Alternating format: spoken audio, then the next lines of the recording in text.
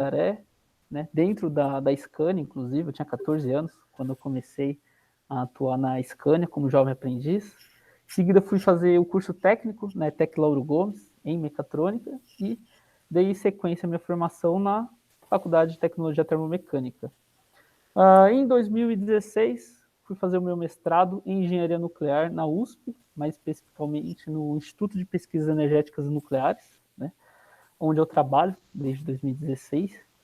Então, eu desenvolvia filmes de dióxido de titânio, principalmente para aplicar em tratamento de água, né? Só deixa eu desligar aqui o celular que tem alguém me ligando. Bom,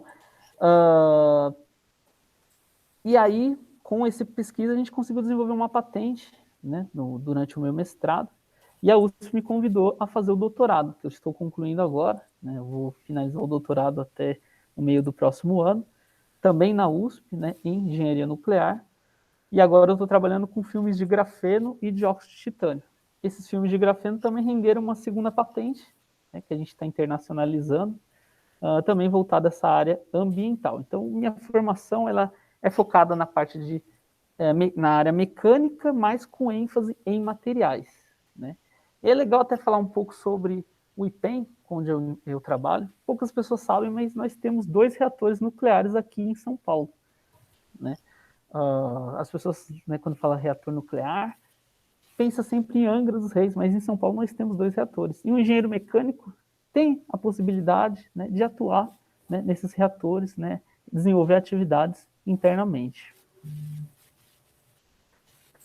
Bom, o que é engenharia? O que faz um engenheiro? O engenheiro, pessoal, ele é aquele profissional responsável por toda a etapa de dimensionamento, seleção de materiais, seleção de um processo, modelagem, né, gestão de um projeto.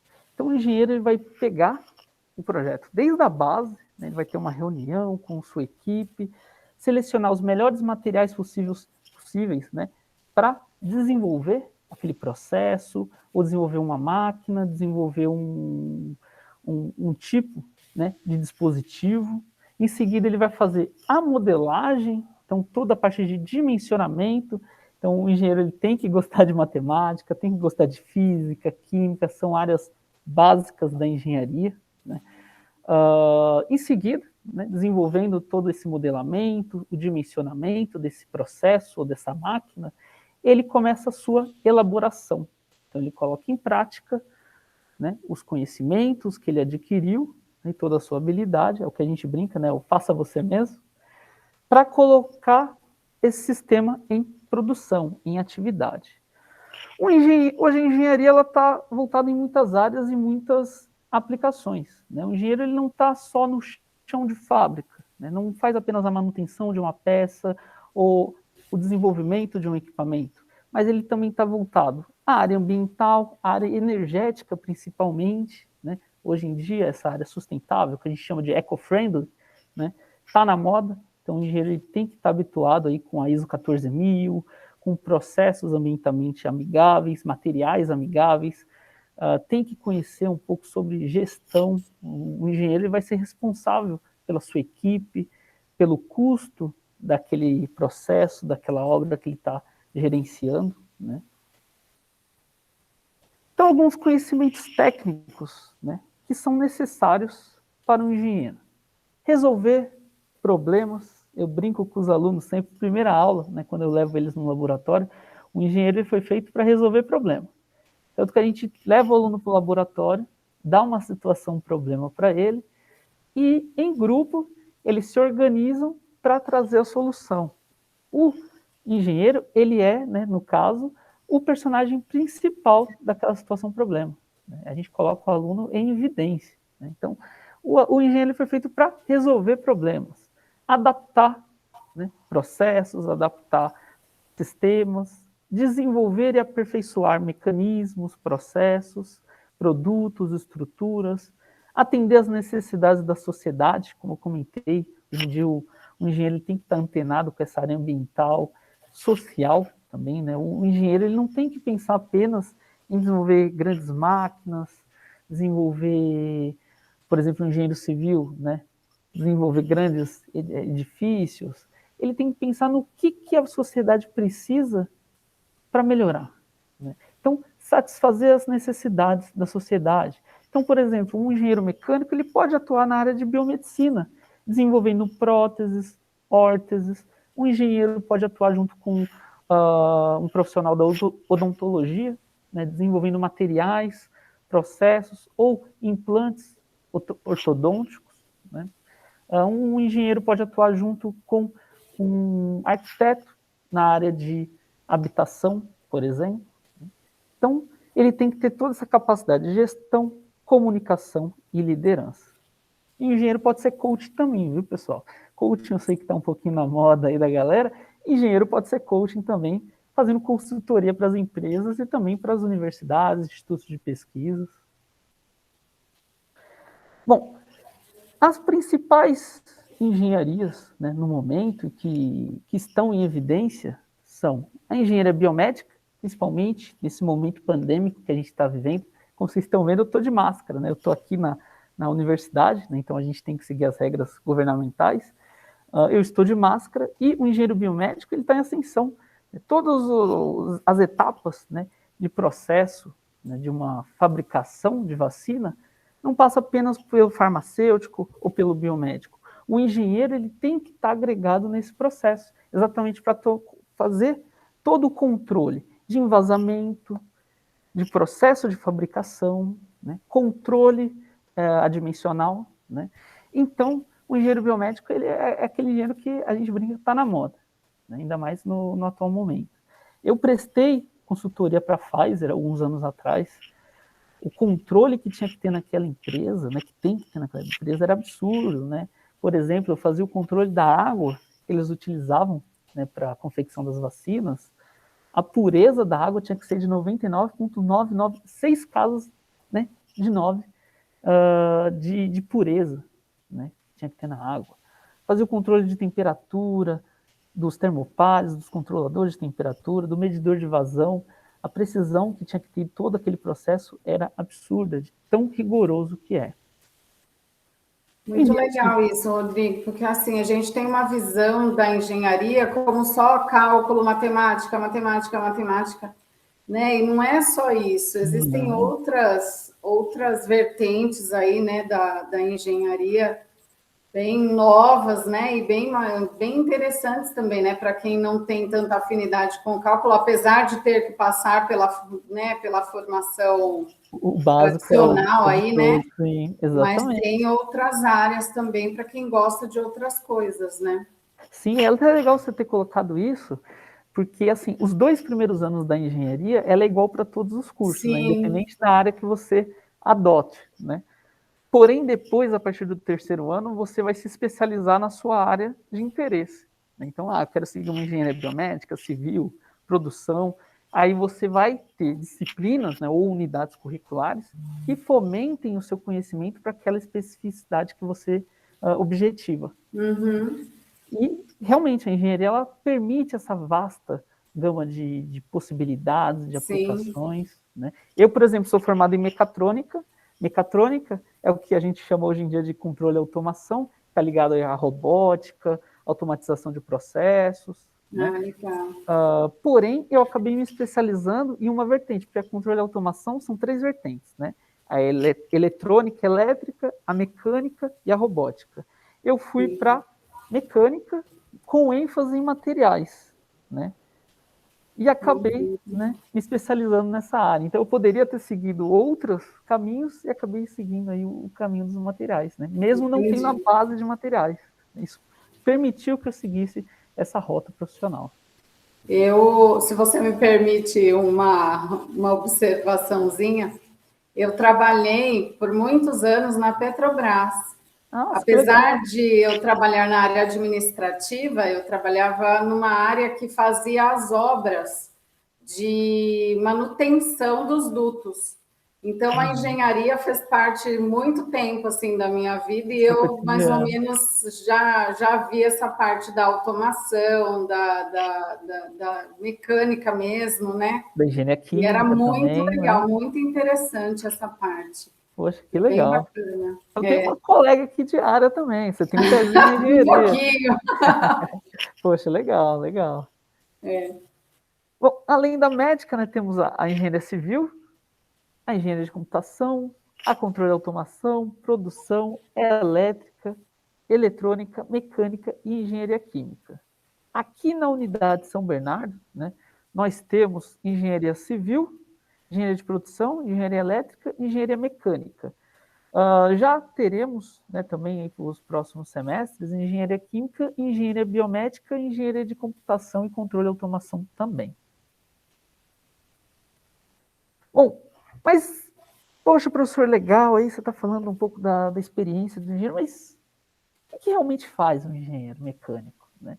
Pessoal, o engenheiro mecânico vai muito além do que aquele filme dos tempos modernos do Charlie Chaplin, né? Hoje em dia, o engenheiro mecânico ele não é feito só para apertar parafuso. Muito pelo contrário, o engenheiro mecânico ele nem deve só apertar parafuso, né? O engenheiro mecânico, como eu comentei, ele é responsável pelo setor que ele está atuando, né? Então, ele tem que ter todo um conhecimento básico na área de materiais, na área de construção mecânica, na área de elementos de máquina, resistência dos materiais, química, a parte elétrica também, né? Pelo menos a parte básica da elétrica. Poxa, professor, não gosto, eu tenho medo de tomar choque.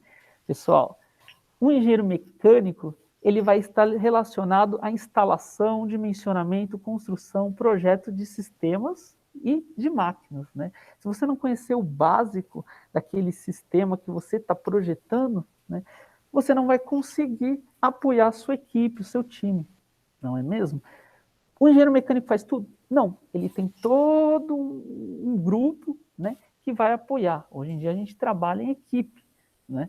Então, dentro dessa equipe vai ter um engenheiro eletricista, que vai ser responsável pelos sistemas de instalação elétrica, vai ter um engenheiro químico, que vai ser responsável pelo processamento, né, daquele processo que está sendo instalado ou otimizado, né? E o engenheiro mecânico vai ser responsável por toda a estruturação e dimensionamento. Porém, o engenheiro mecânico também tem que conhecer um pouco sobre administração, vendas, negócios, marketing, né, para poder impulsionar a empresa e o time que ele está colaborando, né? Então, hoje em dia, um engenheiro mecânico pode atuar, né, a professora comentou, na Petrobras, né, em plataformas petrolíferas, em empresas de automação, robótica, a indústria aeroespacial que está bombando também, né? Quem acompanha aí os grandes bilionários, né? Já estão fazendo viagens espaciais, né? Então eles é uma indústria que está em crescimento, que está em ascensão, né? E vai ter procura por engenheiro mecânico. Poxa, professor, mas isso é fora do Brasil. Então, pessoal, mas há mercado para vocês fora do Brasil. Para vocês terem uma ideia, em 2015, a Alemanha exportou mais de 40 engenheiros brasileiros, porque eles estavam com defasagem de engenheiros lá na Alemanha, né? Aqui no Brasil, nós também temos defasagem. Para a gente suprir a necessidade, a demanda de engenharia do mercado, a gente teria que formar, além do que a gente forma hoje, mais 20 mil engenheiros por ano. Na China, pois é, tem mercado para o engenheiro ainda, né? A gente pensa, poxa, mas está formando muito engenheiro, será que tem mercado? É uma grande preocupação hoje da molecada, né? Mas não, tem mercado. O que a gente precisa, na verdade, é de profissionais qualificados. É isso que está realmente faltando.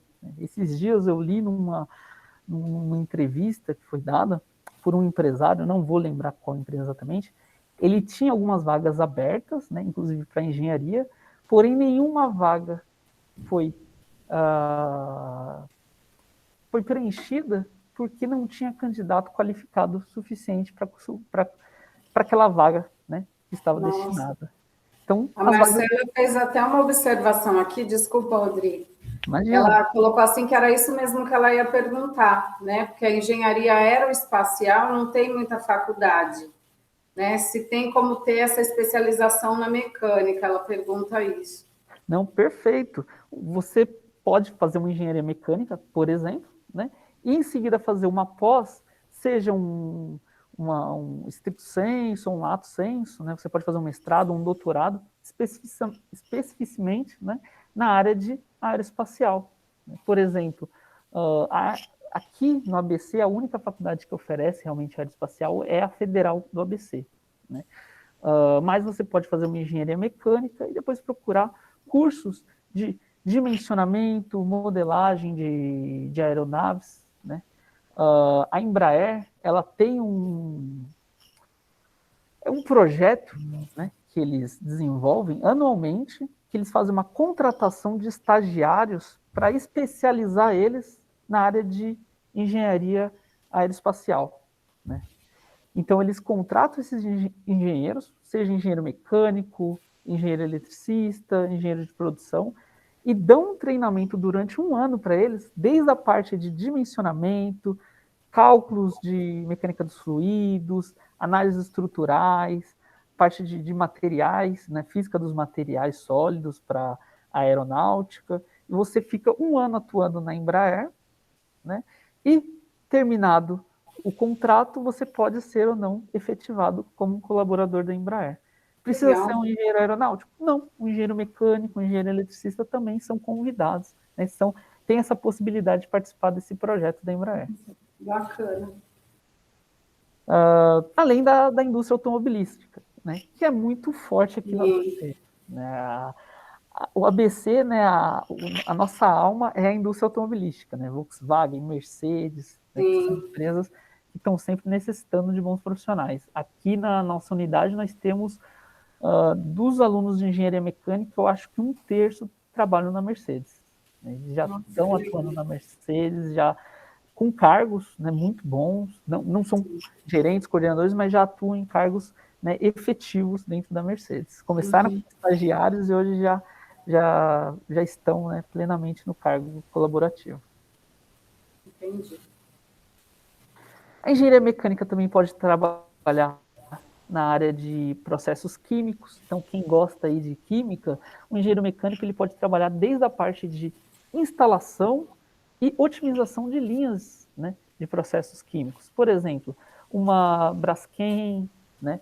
Quem conhece o polo petroquímico, que fica aqui entre Santo André e Mauá, né, ali na região do Capuava, tem muitas empresas que procuram engenheiros mecânicos para atuar na linha de produção dessas empresas. Né? Robótica, né, é uma área também que procura bastante engenheiro mecânico. Robótica, por exemplo, nós temos a KUKA, que é uma das maiores empresas de robótica que fica aqui no ABC, a Yaskawa, que fica ali na Avenida Piraporinha, é uma empresa que também está sempre procurando engenheiro mecânico para colaborar na parte estrutural dos robôs. Na área de controle dimensional, controle de processos, controle de administrativo. Né? Por exemplo, o engenheiro mecânico pode ser um auditor. Né? As empresas, elas sempre buscam as acreditações. O que são essas acreditações? Né? As acreditações são certificados que as empresas pleiteiam, né, e apresentam para os clientes para mostrar, olha, a gente segue uma cartilha de qualidade, uma cartilha ambiental. Então, por exemplo, a ISO 9000, né, que segue, ela rege o sistema de qualidade, né, de uma empresa. As empresas buscam essa acreditação da ISO 9001, né, 9001, 9002, a ISO 14000, que é da área de qualidade ambiental. Né?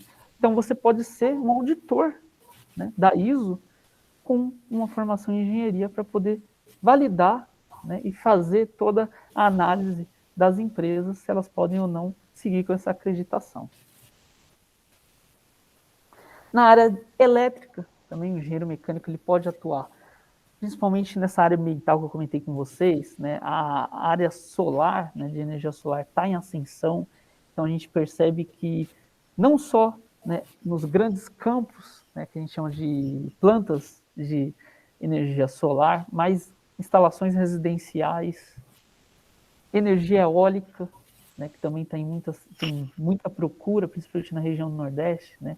Nos Estados Unidos também nós temos as wind farms, né, que são as fazendas de vento, como eles chamam, que precisam do engenheiro mecânico para fazer toda a parte estrutural dessas torres eólicas. Para vocês terem uma ideia, eu sou professor de resistência dos materiais. No semestre passado, os alunos de engenharia elétrica e engenharia mecânica dimensionaram uma torre eólica, cada grupo. Né? Aqui todos os projetos são realizados em equipe. Né? E equipes mistas, né? Com engenheiro mecânico, engenheiro elétrico, eletricista. E eles fizeram todo o dimensionamento de uma torre eólica, né? Desde da torre em si, né, que é o suporte, até o rotor da turbina. E essas torres são grandes, né, Rodrigo? Sim, são 20 enormes. metros em cima, são enormes, 80 metros. Sim, são torres gigantes. Muito legal. Eles fizeram até um protótipo, em escala, lógico, né? Eles até brincaram, professor, a gente tem que fazer em escala real. Eu falei, impossível, gente. Vocês têm que fazer em escala. Eles fizeram uma pequenininha e eles conseguiram, assim, ligar um celular, né? Recarregar um celular. Nossa, que legal! Foi muito legal o projeto deles. Ganharam um prêmio aqui na São Judas com esse projeto. Que bacana. Ô, Rodrigo, a gente tem uma pergunta da Sofia a respeito dos painéis solares, né? Ela quer saber onde no Brasil tem essas indústrias que fazem esses painéis. Em São Paulo mesmo, a gente já está tendo algumas startups, né, que estão construindo esses painéis e instalando em residências. O forte do Brasil em energia solar ainda é Minas Gerais e algumas regiões do Nordeste. O Sul tem um problema de eficiência por conta da radiação, né? O ângulo, né, está perto do trópico, né? Então você tem menos intensidade de radiação solar. Mas São Paulo, Minas e o Nordeste são o polo da energia solar. Principalmente São Paulo agora com algumas startups. De cabeça eu não vou lembrar exatamente o nome da empresa, mas tem uma startup que ela já está construindo telhas utilizando grafeno, né? E eles estão já comercializando essas telhas, e são telhas fotovoltaicas. São células, né, que permitem a captação da energia solar e conversão para energia elétrica. É uma empresa nacional brasileira, né, uma startup brasileira. A Anvisa já autorizou a comercialização dessas telhas, né, e tem tudo para ser um sucesso aí. São Paulo e Minas Gerais são um polo aí dessa área de energia solar. Não só solar, né? Já pegando gancho, temos empresas em São Paulo também que desenvolvem, né, turbogeradores de energia eólica. Bacana. Qualquer coisa a gente pesquisa depois, viu, Sofia? A indústria. Isso, eu né? Vou dar uma olhada, eu mando para você. Tá bom. Eu leio, é que de cabeça agora me fugiu o nome, é um nome bem simples, né? É bem pequenininho, são 5 palavras assim, o nome da empresa. Na Merck? Não é a Merck é da área de química. Ah, tá. A Merck ela desenvolve materiais, né, nanomateriais e materiais na área de química, né, materiais de alta pureza, né, silício monocristalino, grafeno. Entendi. Bom, e como eu comentei, o engenheiro mecânico também pode atuar na área biomédica, né? Onde pode atuar professor engenheiro mecânico na área biomédica? Desde do desenvolvimento, otimização e testes, né, de próteses e órteses. Qual a diferença de prótese e órtese? A prótese, ela fica dentro, né, do corpo humano. A órtese não, a órtese ela é externa. O engenheiro mecânico pode desenvolver equipamentos da área biomédica, né? Por exemplo, existe um microscópio que chama microscópio de força atômica. Ele permite visualizar um átomo, né? Esse microscópio, inicialmente, ele foi utilizado, né, apenas na área médica, para ver células, né? Hoje, ele está sendo utilizado na área de engenharia de materiais. Quem foi que desenvolveu esse microscópio? Foram engenheiros mecânicos e físicos, né? Não foram médicos. Embora ele seja principalmente utilizado na área biomédica, ele foi desenvolvido por engenheiros mecânicos. Bom, eu vou falar um pouquinho da São Judas agora para vocês, pessoal, para apresentar para vocês os projetos que a gente trabalha com os alunos, né, dentro da engenharia. Mas se vocês tiverem qualquer dúvida, também voltado à engenharia, podem abrir o áudio, podem colocar aí no chat que eu vou respondendo, beleza? Bom, a São Judas ela é a segunda melhor universidade de São Paulo e a segunda universidade no mundo que tem certificação Google for Education. O que isso significa? Que todos os professores e os alunos, eles recebem treinamentos das plataformas Google, né, utilização do Google Meet, Google Classroom, Google Forms, né? Para vocês terem uma ideia, quando veio a pandemia, 15 de março aproximadamente, algumas universidades ficaram um tempo sem, né, terem aulas. Na segunda-feira, né, a sexta-feira veio, né, a pandemia, na segunda a gente já estava com aula remota normal, igual a gente está tendo aqui. As aulas, elas não são EAD, elas são síncronas. Então, eu estou dando aula e vocês online assistindo. Nós temos mais de 10 campos espalhados por São Paulo. Então, temos o campus Moca, que é o mais conhecido, Jabaquara, temos o campo Vila Leopoldina, Guarulhos, temos o campus Santana, Santo Amaro, Cubatão e o campus São Bernardo, que fica aqui na frente do Sonda, né? E fica bem pertinho, aqui bem pertinho da prefeitura de São Bernardo, fica na Avenida Pereira Barreto. Bom, na área de engenharia da São Judas, nós contamos com quase 6 mil alunos, mais de 120 professores, a grande maioria doutores, né? Cerca de 80% dos nossos professores são doutores. Temos mestrado na área de engenharia civil, né? É um ótimo mestrado reconhecido pelo MEC. E temos 9 cursos na área de engenharia: mecânica, biomédica, elétrica, eletrônica, controle de automação, produção, química, civil e computação. Dentro da engenharia, nós temos alguns grupos que promovem, né, que vocês desenvolvam o conhecimento de vocês. E eu vou destacar isso até para já pontuar, né, o que um engenheiro mecânico pode atuar.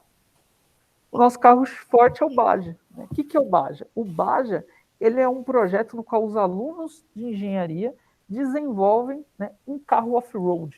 Um carro que tem como objetivo competir com outras universidades, no Brasil e no mundo, né? É uma competição internacional. Então, os alunos, eles participam de toda etapa, de modelamento, produção, testes do carro, né? Então, esse é o carro atual que a gente está utilizando nas competições. Ele foi 100% desenvolvido por alunos de engenharia. Então, os alunos desenharam, né, a aula lá de medição em ciências e representação gráfica. Eles fizeram todo o desenho, né, todo o modelamento do veículo.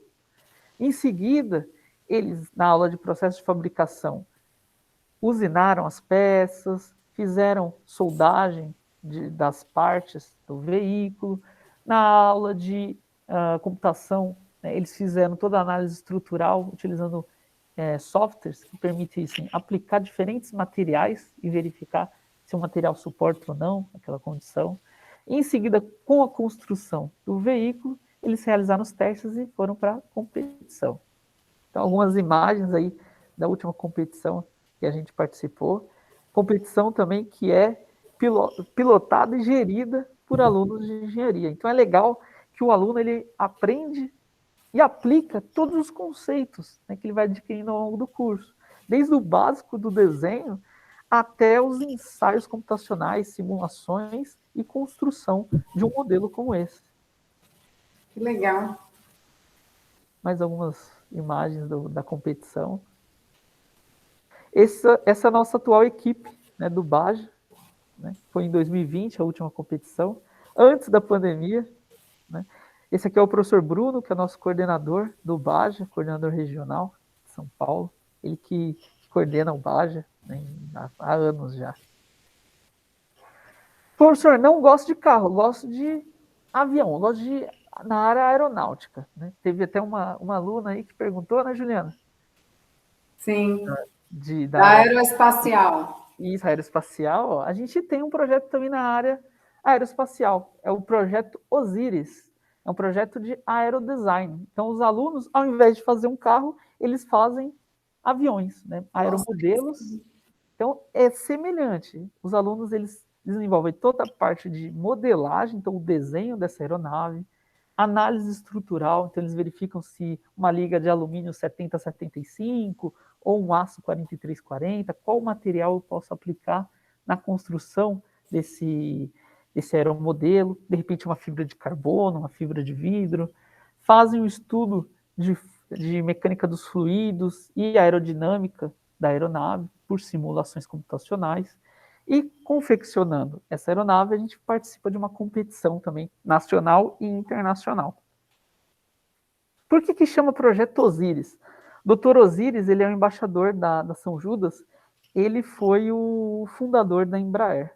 Ele é embaixador aqui da São Judas, foi o grande idealizador e fundador da Embraer, que é uma das maiores empresas aeroespaciais do mundo. Rodrigo, esses aviões vocês fazem o funcionamento deles com um combustível só ou com vários para ver se tem desempenho ou não? São várias pesquisas que vocês fazem ou é direcionado a alguma coisa assim? Inicialmente é totalmente elétrico, né? Por impulsão, né? Tem uma impulsão mecânica, né? Para tirar, quebrar a inércia, né? E depois é totalmente elétrico o funcionamento. Mas a gente tem alguns estudos também na parte de combustíveis, né? Utilização de fontes renováveis.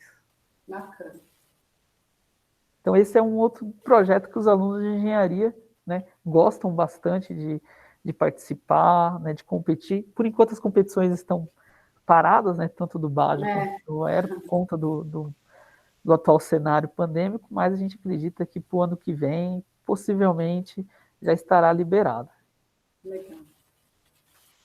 Bom, nós temos um centro acadêmico estudantil que ele é voltado aí para a parte de integração, né, dos alunos calouros, né? A gente sabe que quem está chegando do ensino médio para a graduação é uma fase nova na vida, então precisa de todo um apoio, tanto dos professores, da coordenação, quanto dos colegas também que já passaram por isso. Então, o CAI, que é o nosso centro acadêmico estudantil, é composto por alunos de engenharia, né, da São Judas, que apoiam esses calouros nessa etapa de integração.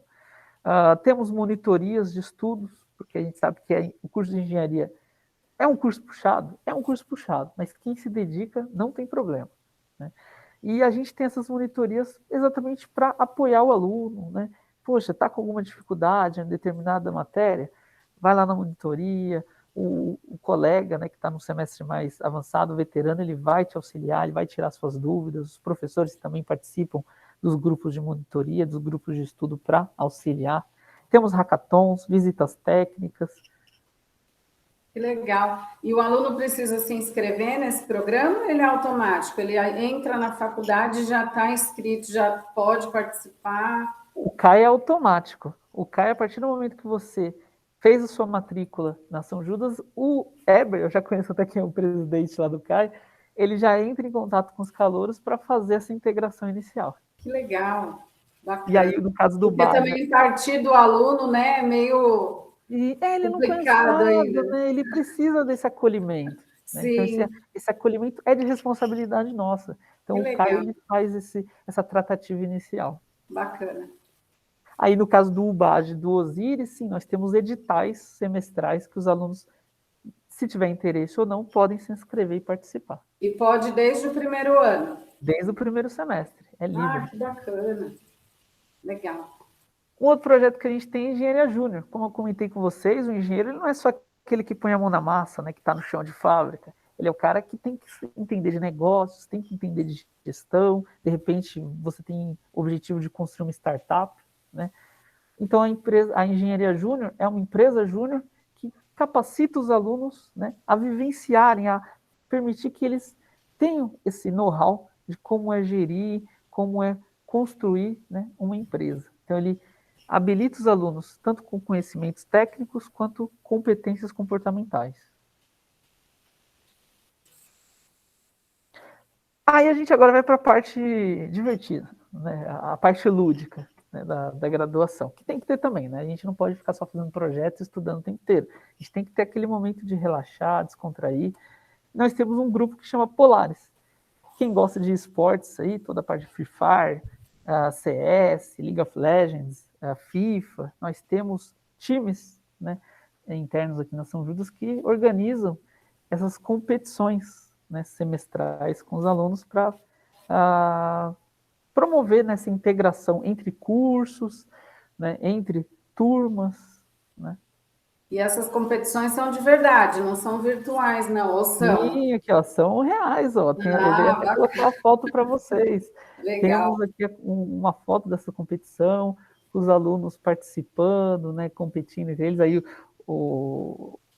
a gente pode assistir, né, os times jogando entre eles, competindo entre eles. Eu participei uma de Valorant, não ganhei, infelizmente, mas isso é até legal porque a gente consegue montar times mistos, né, de alunos e de professores também. Ah, legal. Além disso, nós temos a Atlética. A Atlética ela é responsável pela organização de eventos, né? Então, competições de futebol, vôlei, festas, palestras, Semana da Engenharia, que a gente traz palestrantes, né, para trocar ideia com os alunos, né, falar um pouco mais sobre o mercado de trabalho. Então, ações em prol ali, né, do bem-estar social dos alunos, né. E algumas competições que aconteceram já, né, teve a competição de FIFA, teve a competição de basquete, natação, xadrez, tênis de mesa, atletismo, vôlei, futsal, futebol de campo, cheerleaders. Muito bom. Bom, nosso currículo, falar um pouquinho do currículo da São Judas, né? Então todas as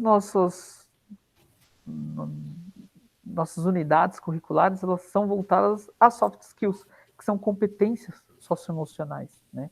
Que competências são essas? Hoje em dia, um profissional ele não pode estar limitado apenas ao seu conhecimento técnico. Ele tem que saber se comportar, ele tem que conhecer as suas habilidades e suas dificuldades também, né?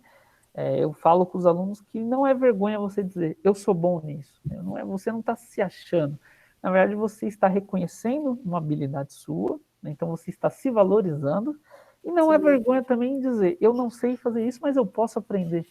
Você se conhece. Então, quando a gente trabalha a questão de identidade, é todo esse autoconhecimento, né? A busca por um controle emocional, a proatividade. Poxa, eu não sei aplicar uma vacina, mas se me ensinarem, né, eu estou aqui à disposição para aprender. Por exemplo, estou pegando aqui um exemplo atual. Né? Sim.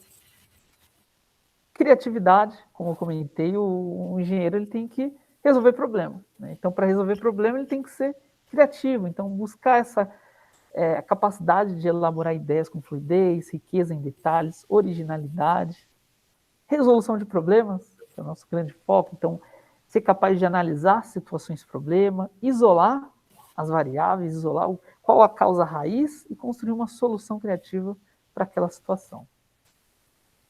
Pensamento crítico, né? Um bom profissional, eu não coloco nem só o engenheiro, qualquer profissional, ele tem que ser capaz de fazer uma análise crítica e avaliar as ideias com discernimento. Então, ele tem que ser o que eu chamo de... É um aluno pesquisador. Né? Ele não tem que simplesmente encontrou uma informação, acreditar veemente 100% naquela informação. Ele tem que buscar outras fontes que validem aquela afirmação, aquela ideia. E não existe mais aquela questão, né? Ah, isso aqui é meu, aquilo ali não vou mexer porque é da outra área. Não existe mais isso, né? Não, exatamente. Hoje está tudo interligado. A gente tem que ter, inclusive já falando disso, uma boa comunicação. A gente tem que ter essa relação interpessoal.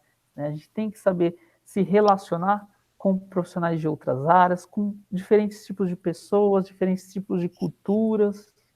Né? E a comunicação faz parte disso. Né? Um bom profissional ele tem que ser capaz de se comunicar de uma maneira eficiente, né? Colocar suas ideias de forma clara, de maneira limpa. Né? Sim. Diversidade. Né? Então, como a gente estava até comentando, o profissional hoje em dia ele vai trabalhar com diferentes pessoas, culturas. Inclusive, isso pode te abrir portas, né, para você construir uma carreira internacional.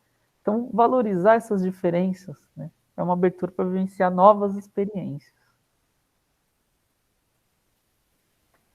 Temos iniciação científica também, né, já aproveitando essa ideia do aluno pesquisador, né, nós valorizamos muito a pesquisa e extensão aqui na São Judas, então nós temos mais de 59 projetos de iniciação científica aprovados com bolsas, né, Bolsa PIBIC, Bolsa Prociência, que são bolsas internas.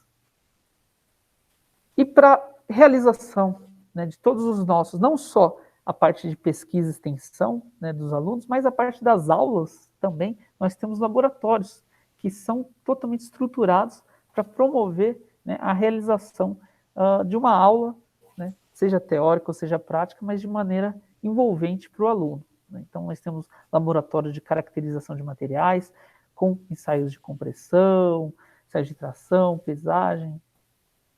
Temos laboratório de microscopia, calorimetria. Temos corte a laser, impressão 3D, robôs, exatamente para os alunos colocarem a mão na massa, né? É o faça você mesmo. A gente só aprende se a gente faz. Então, o aluno ele tem total liberdade para utilizar todos esses equipamentos. Análises químicas, ensaios térmicos. Bom, um projeto que a gente realizou, né, começou no semestre passado aqui na Unidade de São Bernardo, é a Taça Pistão. A Taça Pistão é uma competição de autorama entre os alunos. Então, os alunos eles se organizaram em grupos e construíram os carrinhos de autorama, né, em grupo e competiram entre si, como se fosse uma Fórmula 1. Então, algumas imagens, né, da competição, né, que teve no semestre passado, Taça Pistão, e os 3 primeiros vencedores. Né? O terceiro lugar ficou com a equipe Cachau, segundo lugar com a equipe Etec Lauro Gomes do Cauê, e o primeiro lugar com a equipe FP Racing. Esse semestre, as meninas sempre arrasando, hein? As meninas mandaram super bem, mandaram bem demais. Né? As engenheiras estão brilhando. Sim. E esse semestre nós teremos novamente a Taça Pistão. Né? Eu até brinquei com eles, tem que lutar aqui o FP Racing para defender o título deles. E aí todos os alunos, né, respeitando as normas de segurança, Sim. receberam suas medalhas, né, foram premiados aí com o título, né, da competição.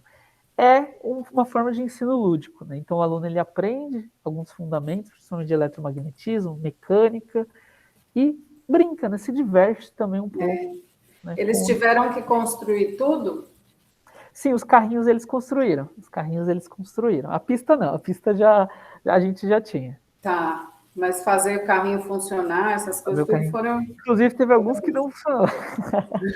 Alguns carrinhos não funcionaram. Né? Na hora, funcionaram nos testes, no dia da competição, não funcionaram. Lá na escola, a gente tem uma piscina, né, que serve para as aulas de natação das crianças. E aí os professores de física fazem os alunos construírem barquinhos lá para ver se o barquinho funciona e coloca na piscina.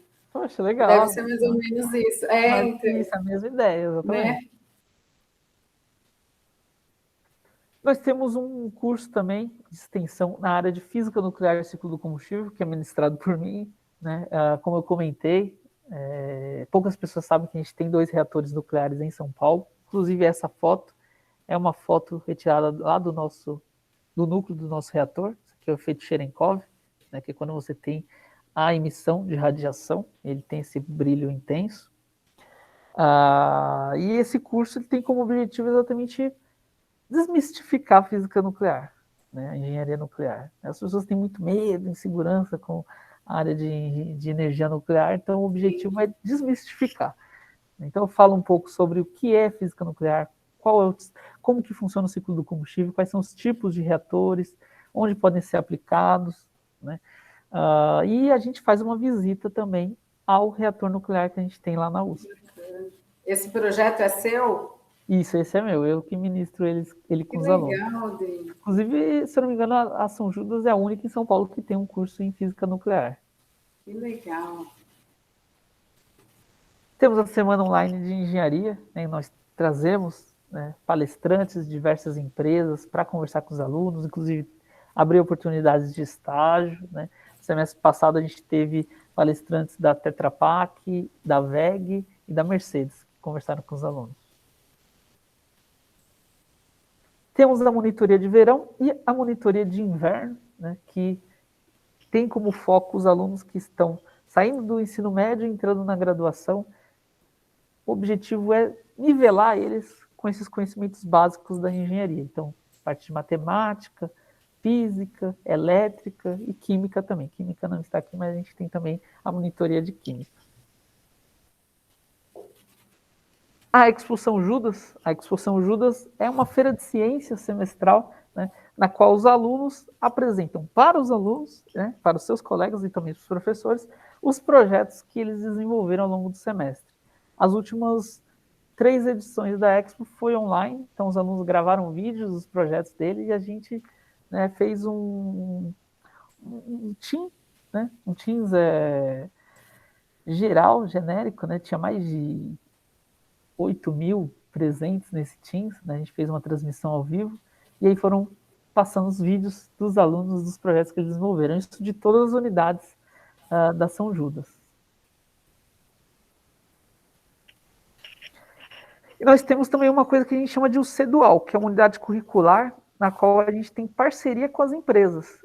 Então, essas empresas, elas propõem desafios para os alunos ou projetos, e os alunos desenvolvem esses projetos e permite a possibilidade de conseguir um estágio dentro daquela empresa, né? Na área da engenharia, por exemplo, nós temos parceria com a Saint-Gobain. A Saint-Gobain, ela então dá um desafio para os alunos relacionado à área de saneamento básico, Tesalloy, a Grithurst, Bollard, FPT, inclusive, o aluno que ganhou, né, ele tinha que dimensionar um motor, né, fazer todo o projeto de um motor, era aluno meu de resistência dos materiais, ganhou o prêmio, né, aqui de São Bernardo, ganhou o prêmio da FPT. E com certeza um emprego, né? E o estágio, exatamente, conseguiu o estágio lá também. O da PAN, né, da Saint-Gobain, foram alunos da Unidade Paulista, e eles também conseguiram estágio lá na Saint-Gobain. Ah, legal.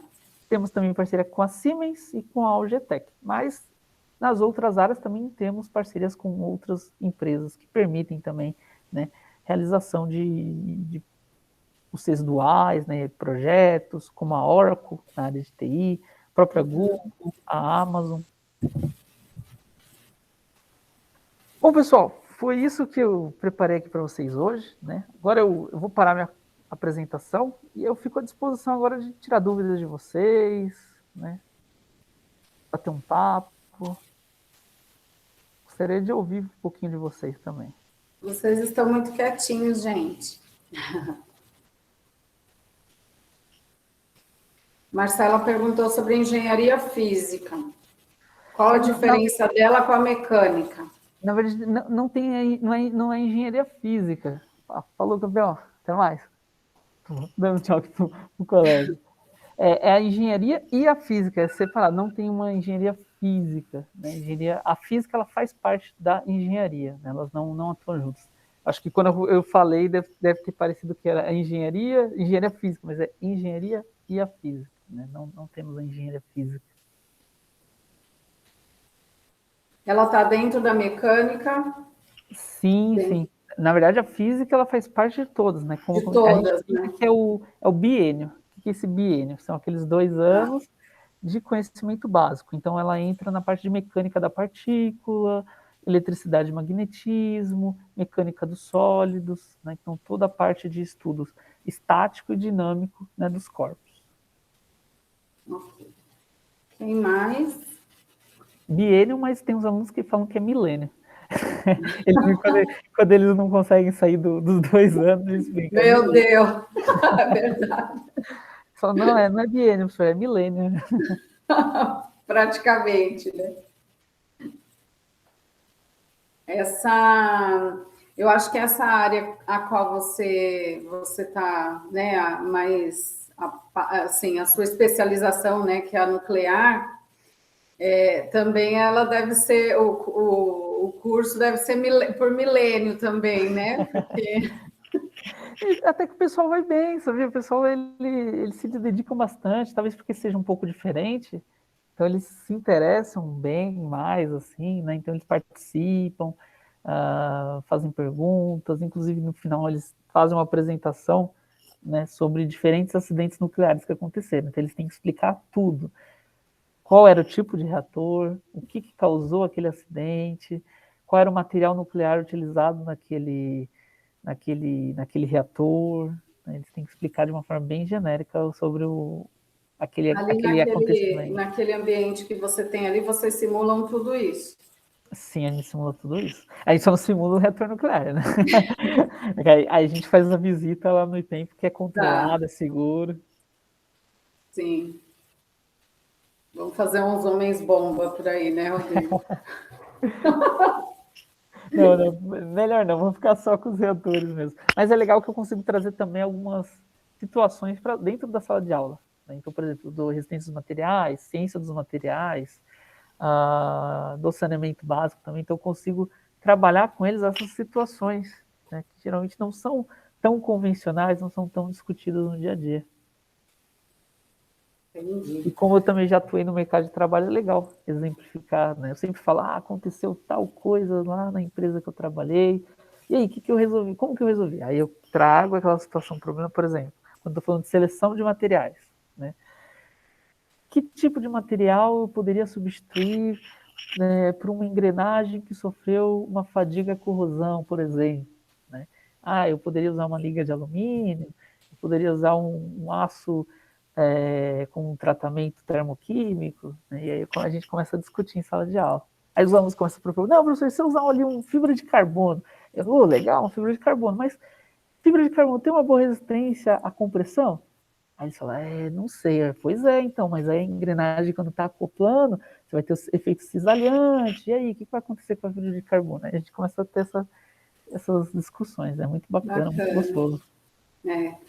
E deixa eu te perguntar só mais uma coisinha que a gente já está no nosso limite aí. Claro. Como é que foi que você caiu na engenharia mecânica, assim? Como é que você viu, opa, peraí, esse é para mim, gosto legal. disso.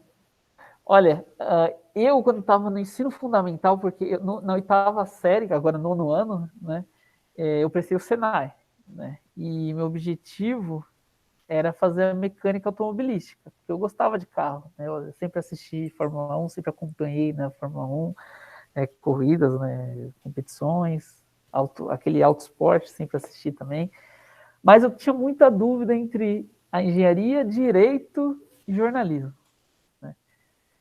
Acabei, né, tendo a oportunidade de fazer a mecânica automobilística no Senai, e aí a Scania me chamou para fazer o Senai dentro lá da empresa, né, como um job rotation, né, visitando ali as estações, e aí eu vi que eu realmente gostava de colocar a mão na massa, sujar a mão de graxa, né, tá operando, porque aí a gente ficava um tempo dentro do setor de motores, depois suspensão, e aí, em seguida eu fui fazer um curso técnico.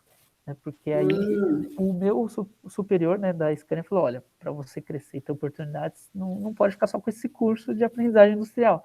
Você tem que fazer um técnico, uma graduação, uma pós, para ir pleiteando oportunidades. Né? Aí eu fiz o curso técnico na ETEC, em mecatrônica, aí eu já juntei a mecânica com a eletrônica, né, em robótica. No ensino médio veio a dúvida mais ainda, aí já não era engenharia, direito e jornalismo, era engenharia, direito, jornalismo e cinema.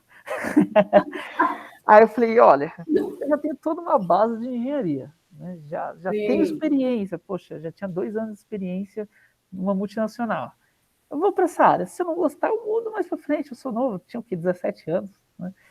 E aí eu fui para fazer mecatrônica na termomecânica, gostei demais, tive a oportunidade de trabalhar em muitas empresas, né? E aí o meu orientador de TCC falou, poxa, cara, você devia dar aula, você tem um perfil assim, porque eu já dava monitoria, né? Eu sempre fui muito comunicativo. E aí ele comentou, poxa, você, inclusive, pessoal, o engenheiro mecânico ele não precisa estar só na indústria, ele pode ser pesquisador, né? Eu tenho 5 anos de experiência em pesquisa, né? E é uma área sensacional, eu nunca imaginei entrar na pesquisa, sempre achei que eu ia trabalhar na indústria. E aí meu orientador de graduação do TCC falou, faz um mestrado. E aí fui fazer um mestrado na USP e não saí mais de lá. E agora estou aqui na São Judas com vocês. Né, bacana, muito legal. Alguém tem pergunta, gente? Está acabando a chance de vocês. Rodrigo, você está com o seu contato aí para colocar para eles? Isso. Eu vou colocar aqui no chat o meu e-mail, caso vocês tenham alguma dúvida, alguma curiosidade. Se quiserem fazer uma visita aqui na São Judas para conhecer nossos laboratórios. Olha que legal. Nossa unidade é uma unidade nova, foi inaugurada em 2019. Está nascendo ainda, né? Mas vocês já podem fazer aqui uma visita, nós já temos cursos de engenharia mecânica, civil, elétrica, produção. Legal. Né? E eles mesmos quem marcam, Rodrigo, ou a escola que pede? Tem as 2 opções, Juliana. Você pode combinar com a gente, né? Pode ser diretamente comigo, eu sou coordenador aqui da engenharia, eu falo com o meu gerente da unidade, a gente vê uma data para trazer os alunos, ou também, se o aluno quiser fazer uma visita também pontual, pode me procurar, a gente marca uma data certinho. Ah, bacana. Legal. Rodrigo, quero agradecer imensamente, né, todas as informações que você trouxe aí para a gente, foi muito bacana. Eu acho que esclareceu muito, né? Eu acho que esse silêncio deles aí é porque ficou tudo bem claro, né? E assim, tá o seu contato aí, né? Qualquer dúvida eles podem te escrever, né? E eu acho que a questão da abertura das visitas, enfim, né? A Marcela escreveu que esclareceu bastante, Legal, Sofia também escreveu que está tudo bem, né? Então eu agradeço muito sua participação, a participação de todos vocês, alunos também, foi muito importante para esse encontro acontecer, né? Pedro está também agradecendo, ó, disse que gostou. Então, assim, obrigada mesmo, né? Foi bem produtivo, gostei bastante, né? E o ano que vem tem mais, né? Pessoal, continuem participando das outras palestras, a gente tem as palestras das faculdades também, o Rodrigo falou bastante da São Judas, eu acho que vale a pena vocês participarem das palestras das faculdades para vocês aprenderem um pouquinho, conhecerem um pouquinho de cada uma para poder fazer a escolha de vocês. Isso mesmo. Tá bom? Eu gostaria de também agradecer aqui o espaço, né? Agradecer a oportunidade e agradecer aos alunos aqui também que tiveram esse momento de atenção para conosco. Foi ótimo. Obrigada, viu? Beijinho para vocês. Obrigada. Tchau, tchau, pessoal. Muito obrigado. Boa noite, hein? Tchau, gente. Vou parar a nossa gravação aqui, deixa eu ver.